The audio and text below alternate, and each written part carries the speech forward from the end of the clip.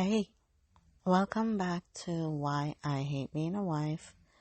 I'm your host, and today we're talking about what I wish I knew before I became a wife. If I could go back in time and talk to my younger self before she got married, there's so much I would tell her, so much I wish I had known. So much that would have changed how I approached marriage, how I protected myself, how I negotiated expectations. Some of it might have changed my decisions, some of it wouldn't have, but at least I would have known what I was signing up for. At least I would have gone in with my eyes open. Because nobody told me the truth about what becoming a wife actually means. Nobody warned me about what it could cost. Nobody prepared me for how much I would lose. Everyone talked about love and partnership and building a life together. Nobody talked about invisible labor, mental load, sacrifice, loss of identity, exhaustion, resentment. Nobody told me that wife is a role with expectations that will consume you if you let it. So, today, I'm going to tell you everything I wish I had known, everything I wish someone had told me before I became a wife. This is for my younger self. And for anyone who's considering marriage, and for anyone who's already married and realizing they didn't know what they were getting into either.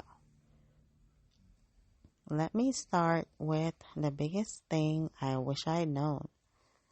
Wife is not just a title, it's a role, and that role comes with expectations that nobody explicitly tells you about, but everyone expects you to fulfill. Wife means household manager. You'll be responsible for remembering, planning, organizing, coordinating everything domestic, not just doing the tasks, carrying the mental load of knowing what needs to be done. Wife means emotional labor department.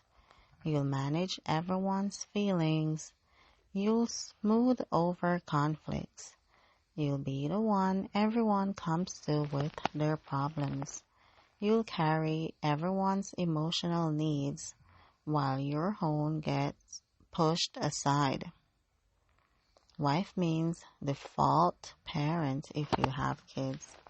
Schools will call you. Doctors will call you. You'll be automatically responsible for everything kid-related. Society will assume you are primary parent and is optional. Wife means your career becomes negotiable. If someone has to be flexible, it will be you. If someone has to scale back, it will be you. If someone has to sacrifice professional ambitions, it will be you. Wife means your identity becomes tied to your role. You'll be his wife or their mom instead of just you. Your name might change. Your individual identity will fade. Wife means performing capability and pleasantness, even when you are drowning. You'll smile through family dinners you cooked alone. You'll make it look effortless even when it's destroying you. Wife means sacrifice. Your time, your energy, your body if you have kids, your career, your dreams, your friendships, yourself. I didn't know this. I thought wife just meant married woman. I didn't know it was a role that would consume me. I wish someone had told me. I wish I'd known about invisible labor before I became a wife. I wish someone had explained what the mental load actually is and how it would impact me. You will become responsible for things you didn't even know needed managing. The birthday cards, the scheduling, the meal planning, the inventory tracking, the appointment making, the emotional management, the social coordination. And nobody will see this work. Nobody will acknowledge it. Nobody will thank you for it. You'll be exhausted in ways you can't explain. What did you do today? And you say nothing because you didn't produce anything tangible. But you did everything. You kept your entire life from falling apart. You just can't prove it. The mental load will run constantly in the background of your brain. You won't be able to relax because you are always thinking about what needs to be done, what's coming up, what you might be forgetting. Even when you're not doing anything, you're doing everything in your head constantly. And your husband will do things if you ask. He'll pout, but he won't carry the mental load. He won't know what needs to be done. He won't notice or anticipate or plan. You'll be the manager and he'll be the employee. And that's not partnership. That's you carrying everything while he waits for instructions. I wish I'd known this going in. I wish I'd known to negotiate shared mental load from the beginning. I wish I'd insisted on actual equality instead of assuming it would just happen. I wish someone had told me that becoming a wife often means losing yourself. You'll lose your name, or at least have to decide if you're willing to give it up. And if you keep it, you'll have to explain and justify that decision constantly. You'll lose your friendships, not all at once, but gradually. You'll be too busy, too tired, too consumed with being a wife. And while your friendships fade, his will stay intact. You'll lose your hobbies and interests, not because you consciously give them up, but because you won't have the time or energy. And eventually, you'll forget what you even liked to do before. You'll lose your identity outside your roles.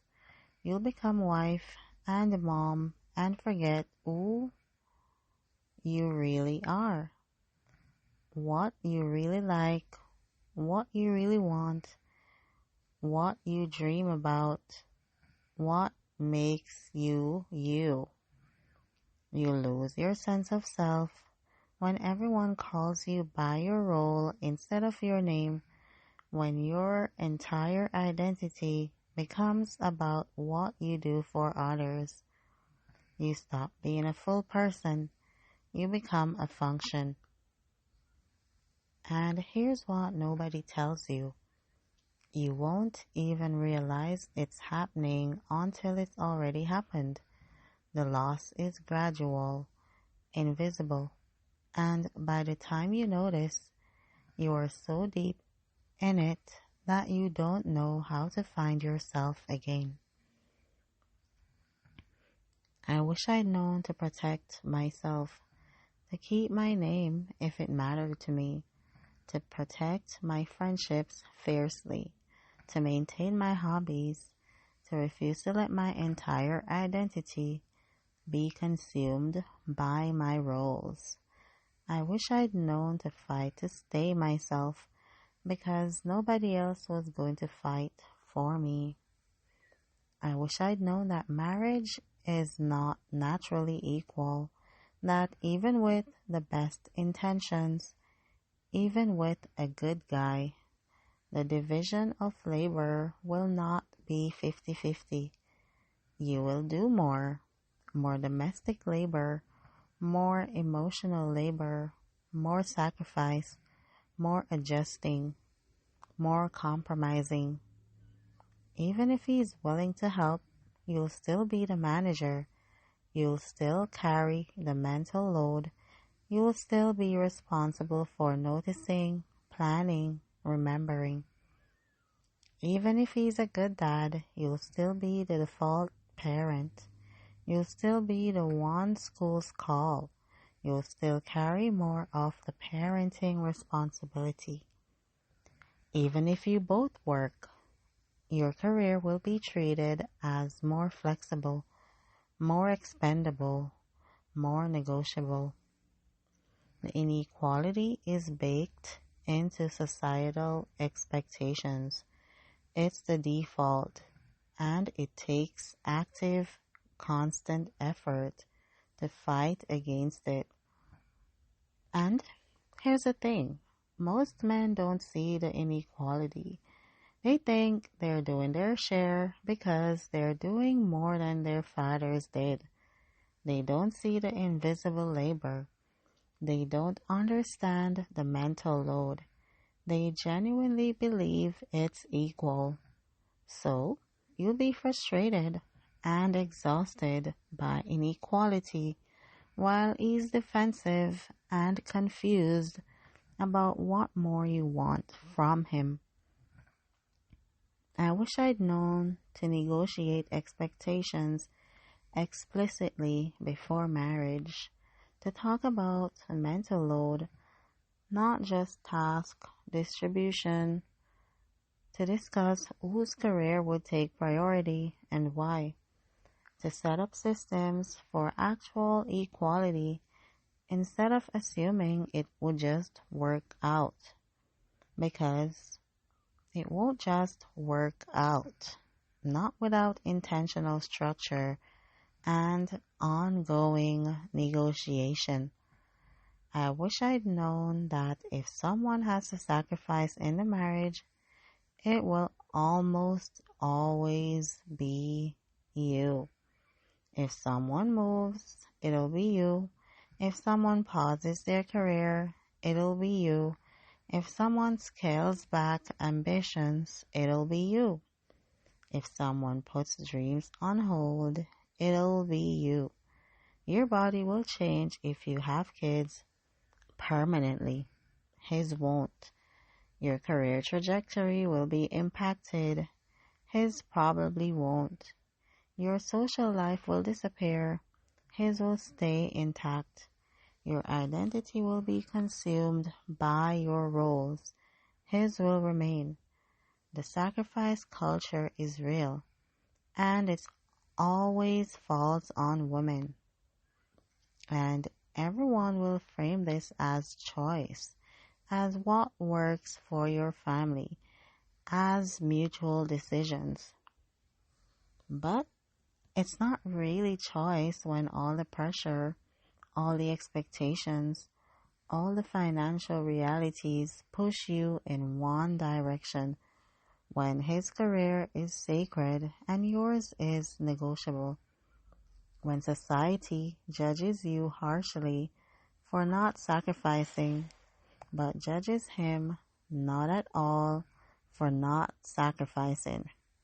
I wish I'd known to protect my career, to refuse to be the default flexible one, to insist that his career could be the negotiable one, to plan for my own financial independence. I wish I'd known that once you sacrifice your career, it's really hard to get back. The gap on your resume, the lost momentum, the outdated skills, the eroded confidence. You can't just return to where you left off. I wish I'd known that financial dependence changes power dynamics in relationships, whether you want to acknowledge it or not. I wish I'd known to protect myself financially, to keep working if possible, to maintain my earning potential, to have my own money. Because dependence is dangerous and sacrifice is expensive. I wish someone had told me that you can be married and surrounded by family and still be profoundly, crushingly lonely. Lonely because nobody knows the real you anymore. Everyone knows wife or mom, but nobody knows Sarah. Lonely because you lost your friends and haven't been able to make new ones because you don't have time or energy. Lonely because you can't be fully vulnerable with your partner because you're managing him and performing the good wife role. Lonely because you're carrying everything alone even though you're not alone. Lonely because you feel isolated in your exhaustion and frustration and nobody sees how hard this is. The loneliness of losing yourself while everyone around you expects you to stay strong and capable and pleasant. That's a special kind of hell. I wish I'd known to protect my support system, to make time for friendships even when it was hard, to refuse to let my entire social world become couple friends, to maintain relationships where I could be myself. I wish I'd known that your partner cannot be your everything. That's too much pressure on one person. That's not healthy. You need other connections. You need other people who see you and know you and understand you. I wish someone had told me that I would get hangry, really deeply angry, and that the anger would be valid even if everyone around me treated it like it wasn't. You will be angry about the inequality, about the invisible labor, about the sacrifice, about the exhaustion, about feeling taken for granted, about losing yourself. And people will tell you you're being negative, that you should be grateful for what you have, that you're expecting too much, that you're being unfair to your partner. But your anger is valid. It's not negative to acknowledge inequality. It's not ungrateful to want partnership instead of servitude. It's not expecting too much to want actual equality.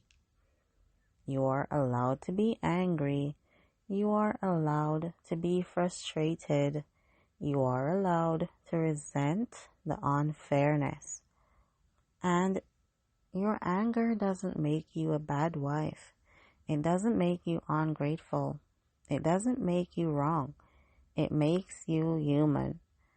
It makes you someone who recognizes injustice and has a normal reaction to it.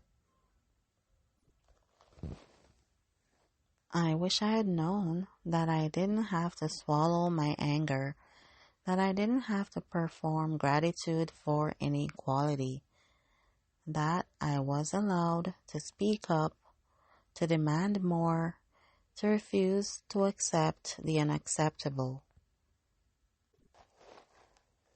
I wish I'd known that being the difficult one is sometimes necessary, that demanding equality might make people uncomfortable, but that's not your problem to manage. I wish I'd known that there would be intense pressure to perform the good wife role, to be pleasant and capable, and uncomplaining, to make everything look effortless, to never admit how hard it is. You'll feel pressure to be perfect. Perfect house, perfect kids, perfect meals, perfect appearance, perfect attitude. You'll feel pressure to be grateful, to focus on the positive, to appreciate what you have, to never complain. You'll feel pressure to protect everyone else's feelings, to make sure nobody's uncomfortable, to smooth over tensions, to be the emotional manager. You'll feel pressure to make it look easy, to never show how much work it is, to maintain the illusion that you've got it all together. And the performance is exhausting. It's soul crushing. It's isolating. Because you can't be real. You can't be honest. You can't show people who you actually are and what you're actually experiencing. You have to perform, and the performance never ends. I wish I'd known that I could refuse the performance, that I could be honest about how hard it is, that I could admit when I'm struggling, that I could stop pretending. I wish I had known that being real is more important than being perfect, that authentic connections require vulnerability, that the performance isolates you even while it makes everyone else comfortable. I wish someone had told me that love is not enough to make marriage work. You can love your partner deeply and still be angry about inequality in your relationship. You can love your family and still mourn what you lost to build it. You can be grateful for what you have and still resentful about what you gave up to get it. Those things coexist, and pretending they don't just makes everything worse. Love doesn't fix structural inequality. Love doesn't distribute labor fairly. Love doesn't protect you from losing yourself. Love doesn't make the exhaustion go away. Love is necessary, but it's not sufficient. You also need equality. You need partnership. You need respect. You need support. You need systems and structures that distribute labor fairly. You need explicit negotiation of expectations.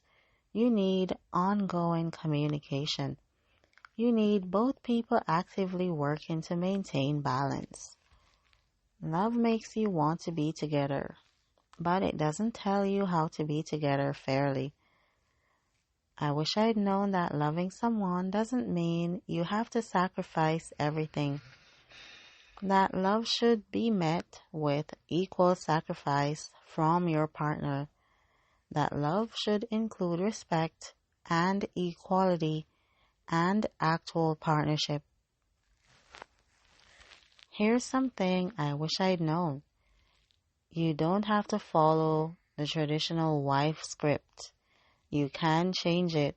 You can demand different. You can refuse to play the role. But it will be a fight, and you should know that going in. You can refuse to be the default parent, but you'll have to actively fight against society's assumptions and probably have to let things fall apart sometimes to prove your point. You can refuse to carry the mental load alone, but you'll have to stop managing your partner and let him figure things out himself. even when it's frustrating. You can refuse to sacrifice your career, but you'll face judgment and you'll have to negotiate constantly and you'll have to be willing to prioritize yourself. You can refuse to lose yourself, but you'll have to protect your identity fiercely and make time for yourself even when it's hard and deal with guilt and pushback. You can refuse a good wife performance, but people will be uncomfortable with your honesty and you'll be called difficult and negative. Changing the script is possible, but it's hard and it requires constant effort, and you'll face resistance from society, from family, probably from your partner. I wish I'd known that going in. I wish I'd known to start changing the script from day one instead of trying to conform to and then having to fight my way back out. I wish I'd known that the earlier you set boundaries and expectations, the easier it is. Once patterns are established, they are harder to change. So, if I could go back and talk to my younger self before she got married, here's what I'd tell her. Negotiate everything explicitly before you get married. Don't assume it'll be equal. Talk about mental load. Talk about whose career takes priority. Talk about how you'll split parenting if you have kids. Talk about household management. Get specific. Get detailed. Put systems in place. Keep your financial independence if at all possible. Don't be fully financially dependent on your partner. Keep working if you can. Keep your career viable. Have your own money. Have your own retirement savings.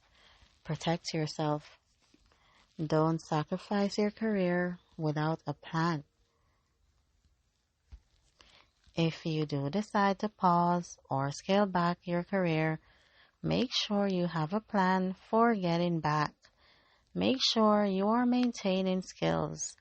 Make sure you are keeping one foot in your field. Don't let the gap become so large that you can't return. Protect your friendships fiercely. Make time for them even when it's hard, even when you are exhausted, even when it feels like too much effort. Your friendships are not optional. They are essential. Don't let them fade. Keep your hobbies and interests. Don't let them disappear. Schedule time for them. Protect that time. You need things that are yours, that make you you, that aren't about being a wife or mother. Keep your name if it matters to you. Your identity matters. Your name is part of who you are. Don't give it up if you resent it later.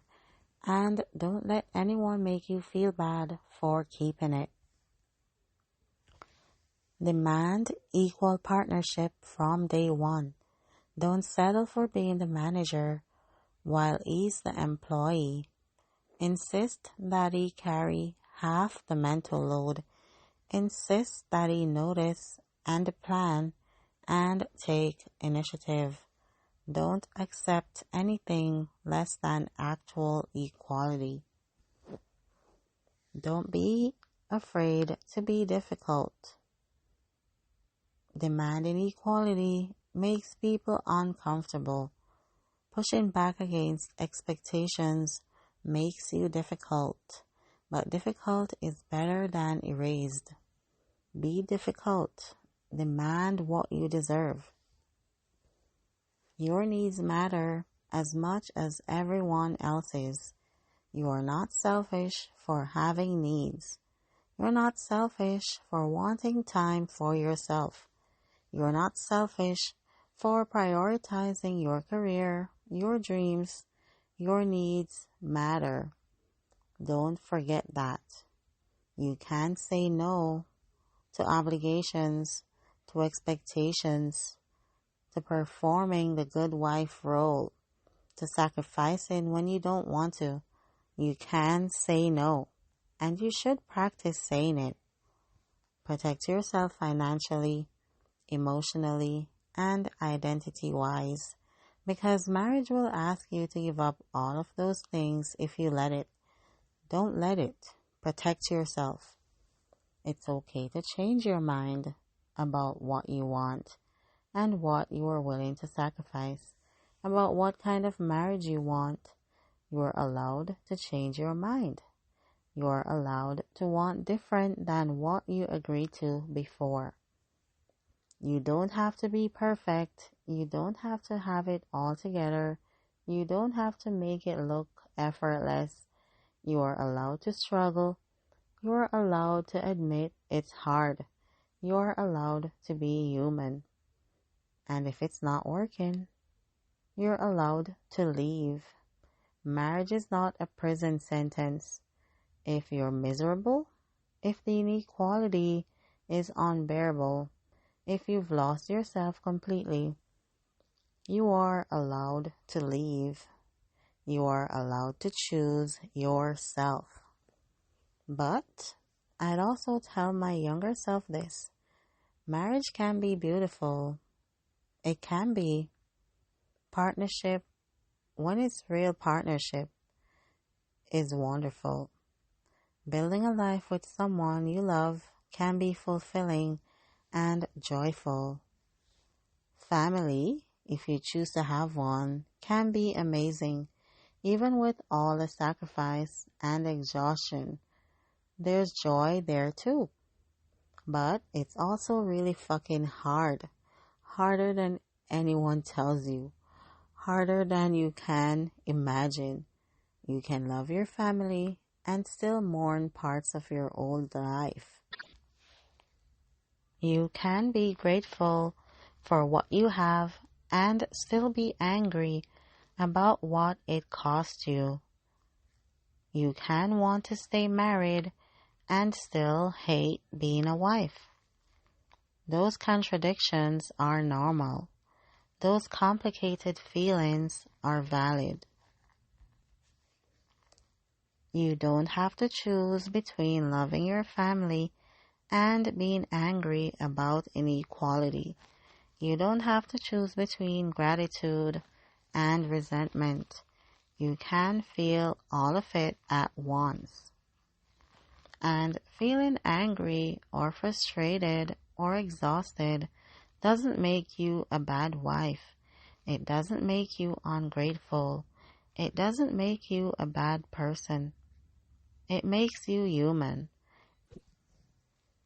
It makes you someone living in an unequal system and having a normal reaction to that inequality.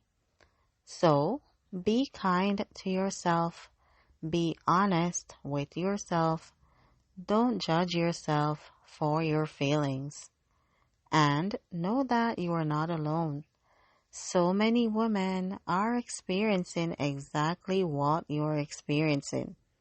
They're just not talking about it because they are performing too. But you are not alone, and you're not wrong for feeling this way. I can't go back and tell my younger self these things, but I can tell you, if you're thinking about getting married, go in with your eyes open. Ask the hard questions. Negotiate explicitly. Protect yourself. Don't assume equality will just happen. Fight for it from day one. And if you're already married and you're feeling everything I've described in this podcast, if you've lost yourself, if you're exhausted by invisible labor, if you're angry about inequality, if you're drowning in the good wife performance, you're not alone. You're not crazy. You're not ungrateful. You're not a bad wife. You're just a woman living in a system that demands women sacrifice everything while men sacrifice nothing, and having a normal reaction to that. Marriage doesn't have to be this way, but it often is, because society has built these expectations into the role of wife and nobody talks about it honestly. So I'm talking about it. I'm being honest. I'm refusing to perform anymore. I hate being a wife, not because I hate my husband, not because I hate my family, but because I hate what wife has meant for me. I hate what it cost me. I hate how much I've lost, and I'm not going to pretend anymore. I'm not going to smile through it. I'm not going to make it look easy. I'm going to be honest. I'm going to be real. I'm going to be difficult and demand equality because I deserve better. We all deserve better. We deserve partnerships where both people sacrifice equally. We deserve relationships where both people carry the mental load. We deserve marriages where women don't have to lose themselves to make everyone else comfortable. We deserve equality, actual equality, not the performance of equality, while women do everything. And until we have that, yeah, I'm going to hate being a wife. Because wife, as currently defined, is exhausting and unfair and soul crushing. But I don't have to stay that way. I can demand different. I can change the script. I can refuse the role. And so can you. You don't owe anyone a performance. You don't have to sacrifice everything. You don't have to lose yourself. You don't have to be the good wife who smiles while drowning. You're allowed to be angry. You're allowed to demand equality. You are allowed to change the script. You are allowed to choose yourself. And you are allowed to hate being a wife while still loving your family. Those things can coexist. Be honest, be real, be difficult. Demand what you deserve. Because you deserve partnership. You deserve equality. You deserve to keep yourself. That's it for today's episode of Why I Hate Being a Wife. I'm your host, and I'll see you next time. Take care.